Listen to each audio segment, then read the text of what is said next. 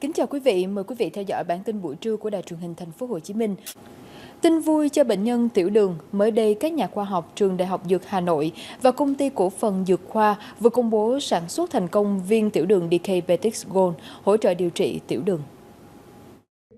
DK Betix Gold là sản phẩm duy nhất có thành phần chính 100% dây thìa canh lá to, loài cây đặc hữu tại Việt Nam được chứng minh tác dụng vượt trội gấp 2 lần so với lá nhỏ, giúp hạ đường huyết an toàn với cơ chế tác động kép 4 trong 1, ức chế tạo glucose ở ruột, ngăn chặn hấp thụ đường ở ruột, ngăn chặn chuyển glycogen thành gluco, đặc biệt hiệu quả với cơ chế giúp tái tạo, tăng sinh tế bào beta đảo tụy.